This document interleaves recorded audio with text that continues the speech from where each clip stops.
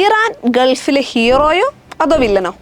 ഈ ചോദ്യത്തിന് ഉത്തരം കിട്ടണമെങ്കിൽ കുറച്ച് പിറകിലേക്ക് പോകണം. ചില പഴയ കാര്യങ്ങൾ അറിയണം. പശ്ചിമേഷ്യയിലെ അതിപുരാതന സംസ്കാരങ്ങളുടെ പിന്തുടർച്ചക്കാരാണ് ഇറാനും ഇറാഖും. 20-ാം നൂറ്റാണ്ടിൻ്റെ ആദ്യ പകുതിയിൽ അവിടെ പലയിടത്തും എണ്ണ നിക്ഷേപം കണ്ടെത്തിയതോടെ ഗൾഫ് മേഖലയ്ക്ക് പുതുജീവൻ ലഭിച്ചു. ഇന്ന് ലോകത്തിലുള്ള എണ്ണ നിക്ഷേപത്തിൻ്റെ 48% പശ്ചിമേഷ്യയിലാണ്. എണ്ണ കയറ്റി അയക്കാൻ തുടങ്ങിയതോടെ ഈ പ്രദേശം ശാക്തിക ചേരികളുടെ വിഹാര കേന്ദ്രമായി തീരുകയും ചെയ്തു. രണ്ടാം ലോകയുദ്ധം കഴിഞ്ഞ് 1948 ഈ പ്രദേശത്ത് ജോർദാൻ നദിക്കരയിൽ ഇസ്രായേൽ എന്നൊരു പുതിയ രാഷ്ട്രമുണ്ടായി. ലോകമെങ്ങും ചിതറിപ്പോയ യഹൂദർക്ക് അവരുടെ വേരുകളുള്ള പ്രദേശത്ത് ഒരു മാതൃഭൂമി ഉണ്ടാക്കി കൊടുക്കണമെന്ന പഴയ വാഗ്ദാനം പാശ്ചാത്യ ശക്തികൾ നിറവേറ്റി കൊടുക്കുകയായിരുന്നു. ഇസ്ലാം മതക്കാരായ അറബ് രാജ്യങ്ങളെല്ലാം ഈ നീക്കത്തിനെതിരായിരുന്നു. യഹൂദരുടെ രാജ്യത്തെ അറബികളുടെ നാട്ടിൽ വേരുറപ്പിക്കാൻ തങ്ങൾ അനുവദിക്കില്ലെന്ന് അവർ പ്രഖ്യാപിച്ചു. 5 അറബ് രാജ്യങ്ങൾ ചേർന്ന് നടത്തിയ യുദ്ധം പരാജയപ്പെട്ടു. 1969 ഇസ്രായേലായിരുന്നു യുദ്ധം തുടങ്ങിയത്. വെറും 6 ദിവസം കൊണ്ട് അറബ് രാഷ്ട്രങ്ങളുടെ മുന്നണിയെ അവർ അടിയറവ് പറയിച്ചു. 1973 യഹൂദരുടെ പുണ്യദിനമായ യോം കിപ്പൂർ ദിനത്തിൽ അറബ് രാഷ്ട്രങ്ങളുടെ മറ്റൊരു മിന്നൽ യുദ്ധം തുടങ്ങി. ഈ യുദ്ധത്തിനിടയ്ക്ക് എണ്ണയുൽപാദക രാജ്യങ്ങൾ ഒന്നു ചേർന്ന് എണ്ണവില ബാരലിന് $3 ആയിരുന്നത് $12 ഉയർത്തി. ഒറ്റയടിക്ക് 4 മടങ്ങ് വില ഉയർന്നതോടെ എണ്ണ ഉൽപാദകരായ അറബ് രാഷ്ട്രങ്ങളുടെ വരുമാനം പെരുകി. ഇസ്രായേലിനെതിരായി നിലപാടെടുക്കാത്ത രാജ്യങ്ങൾക്ക് തങ്ങൾ എണ്ണ നൽകില്ലെന്ന പ്രഖ്യാപനത്തിൽ ഭയപ്പെട്ട ജപ്പാൻ ഉടനെ തന്നെ ഇസ്രായേലുമായി നയതന്ത്ര ബന്ധം വിച്ഛേദിച്ചു. കാരണം 100% ഇറക്കുമതി എണ്ണയെ ആശ്രയിച്ചവരായിരുന്നു അവർ. ഗൾഫ് പ്രദേശത്ത് പണം കുന്നുകൂടിയപ്പോൾ പുതിയ അടിസ്ഥാന സൗകര്യ വികസന പദ്ധതികൾ അവർ ഏറ്റെടുത്ത് നടപ്പാക്കാൻ തുടങ്ങി. കേരളീയരുടെ ഗൾഫ് സ്വപ്നങ്ങൾ ഇതോടെ വർണ്ണശബളമാവുകയും ചെയ്തു. ഇതിനിടയ്ക്ക് ബുദ്ധികൂർമ്മതയുള്ള യഹൂദരുടെ കഠിനാധ്വാനവും അമേരിക്കയുടെ സജീവ പിന്തുണയും കൂടി ചേർന്നപ്പോൾ കൃഷിയിലും വ്യവസായത്തിലുമെല്ലാം വമ്പിച്ച നേട്ടങ്ങളാണ് ഇസ്രായേൽ നേടിയെടുത്തത്. പക്ഷേ ഇസ്രായേലിന് ഇല്ലായ്മ ചെയ്യാനുള്ള യുദ്ധങ്ങൾക്ക് മാത്രം അവസാനം ഉണ്ടായില്ല. യഹൂദരെ തങ്ങളുടെ നാട്ടിൽ നിന്ന് തുരത്തിയേ തീരൂ എന്ന ശപഥം ചെയ്ത അറബികളെ സഹകരണത്തിന്റെ പാതയിലേക്ക് നയിക്കുന്നത് അസാധ്യമാണെന്ന് എല്ലാവരും കരുതി.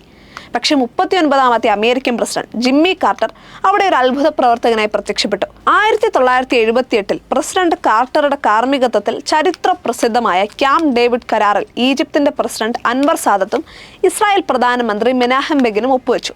അങ്ങനെ ഇസ്രായേലിനെ ഔദ്യോഗികമായി അംഗീകരിച്ച ആദ്യത്തെ അറബ് രാഷ്ട്രമായി തീർന്ന ഈജിപ്തിലെ സാദത്തിനും മെനാഹമിനും അക്കൊല്ലത്തെ സമാധാനത്തിന് നോബൽ സമ്മാനം ലഭിച്ചു.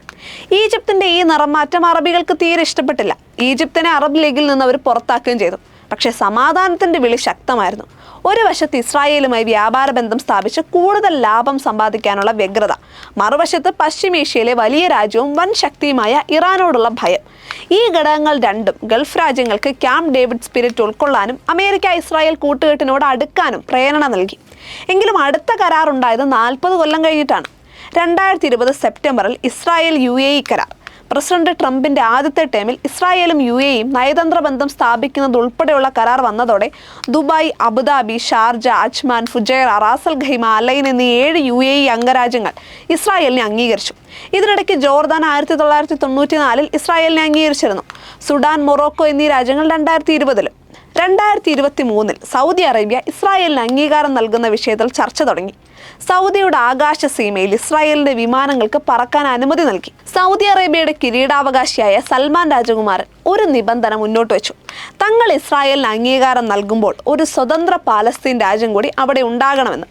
ചർച്ചകൾ തീരുമാനത്തിലേക്ക് എത്തുകയായിരുന്നു. പക്ഷെ 2023 ഒക്ടോബറിൽ ഇസ്രായേലിൽ ഹമാസിന്റെ കടന്നുകയറ്റവും ആക്രമണവും ഉണ്ടായതോടെ ചർച്ചകൾ മാറ്റിവെക്കേണ്ടി വന്നു. തുർക്കി 1949 തന്നെ ഇസ്രായേലിനെ അംഗീകരിച്ചിരുന്നു. പലപ്പോഴും മധ്യസ്ഥന്റെ റോളിൽ പ്രത്യക്ഷപ്പെടുന്ന ഒമാൻ ഇസ്രായേലുമായി തൃപ്തികരമായ ബന്ധം പുലർത്തുന്നു. ചുരുക്കത്തിൽ ഇപ്പോൾ ഗൾഫ് രാജ്യങ്ങളിൽ ഇറാൻ മാത്രമാണ് ഇസ്രായേലിനെ ഇല്ലായ്മ ചെയ്യണമെന്ന നിലപാടിൽ ഉറച്ചു നിൽക്കുന്നത്. മറ്റ് രാജ്യങ്ങളൊക്കെ ലീവ് ആൻഡ് ലെറ്റ് ലീവ് എന്ന മനോഭാവക്കാരാണ്.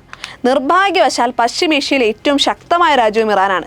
ഇറാന്റെ വിസ്തൃതി ഇന്ത്യ മഹാരാജ്യത്തിന്റെ വിസ്തൃതിയുടെ പകുതിയിൽ അല്പം കൂടുതലുണ്ട്. അതുപോലെ തന്നെ ശാസ്ത്രം, സാങ്കേതിക ശാസ്ത്രം എന്നീ മേഖലകളിൽ മികച്ച സ്ഥാനവും അലങ്കരിക്കുന്നു.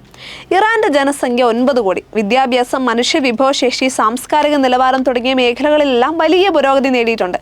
ജനാധിപത്യം ഇല്ലെങ്കിലും ഒരു ഭരണ സംവിധാനവും കർശനമായ മതപരിശീലനവും അച്ചടക്കം നിലനിർത്താൻ തീവ്ര നിഷ്ഠയോടെ പ്രവർത്തിക്കുന്ന അതിതീവ്ര ഇസ്ലാമിക പുരോഹിതന്മാർ നേതൃത്വം നൽകുന്ന ഭരണവും അത്യുന്നത നേതാവിന്റെ അധ്യക്ഷതയിലുള്ള ആയത്തുള്ളമാരുടെ കൗൺസിലിന്റെ നിർദ്ദേശങ്ങൾ അനുസരിച്ച് മാത്രം ഭരണം നടത്തുന്ന പ്രസിഡന്റും ഭരണകൂടവും ജുഡീഷ്യറി ഉൾപ്പെടെയുള്ളവരും 5 ലക്ഷം പേരുള്ള സുരക്ഷിതമായ സൈന്യം, അത് നിയന്ത്രിക്കുന്ന IGRC എന്ന ഇസ്ലാമിക് റവല്യൂഷണറി ഗാർഡ് കോർ. കഴിഞ്ഞ 40 വർഷത്തെ കർശനമായ ഉപരോധ നടപടികളെ നേരിട്ട് കർക്കശമായ നിയന്ത്രണങ്ങൾക്ക് വിധേയമായി അനുസരണയോടെ ജീവിക്കാൻ പഠിച്ച ജനത, ക്രൂരമായ ഭരണം നടത്തുന്ന ഒരു സ്വേച്ഛാധിപത്യത്തിന് തഴച്ചു വളരാൻ അനുകൂലമായ സാഹചര്യങ്ങൾ, ഇസ്രായേലിന്റെ ഉന്മൂലനാശത്തിനായി പ്രവർത്തിക്കുന്നതോടൊപ്പം ഈ സർക്കാർ മറ്റ് ഗൾഫ് രാജ്യങ്ങളുടെ ഭരണ സംവിധാനങ്ങളെ നശിപ്പിക്കാനായി ചില ഭീകര സംഘങ്ങളെ വെള്ളമൊഴിച്ച് വളമിട്ട് വളർത്തുകയും ചെയ്തു.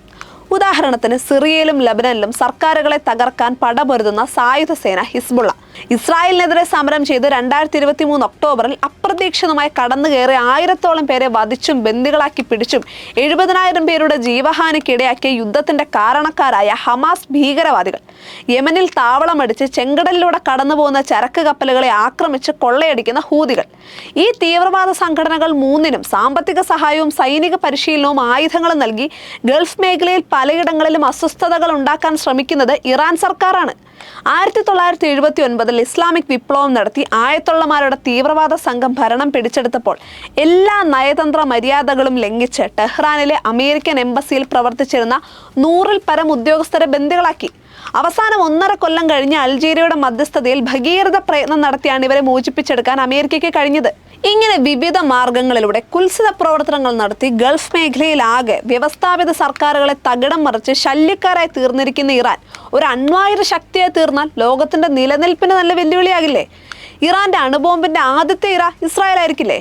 ചുമ്മാതല്ല അമേരിക്കയും മറ്റ് ഇറാന്റെ അണുബോംബ് നിർമ്മാണ യജ്ഞത്തെ തകർക്കാൻ ശ്രമിക്കുന്നത്. പ്രസിഡന്റ് ഒബാമയുടെ ഭരണകാലത്ത് സമാധാന കാര്യങ്ങൾക്കായി അണുശക്തി ഉപയോഗിക്കാനുള്ള ഇറാന്റെ പദ്ധതിയെ അമേരിക്ക അംഗീകരിച്ചിരുന്നു. പക്ഷെ ആയുധം നിർമ്മിക്കാനുള്ള അളവിൽ യുറേനിയം സമ്പുഷ്ടീകരിക്കാനുള്ള സെൻട്രിഫ്യൂഗൽ യന്ത്രങ്ങൾ ഇറാൻ ഉപയോഗിക്കുന്നതായി പിന്നീട് കണ്ടെത്തി. അങ്ങനെയാണ് അമേരിക്ക വീണ്ടും ഇറാന്റെ പിന്നാലെ എത്തിയിരിക്കുന്നത്.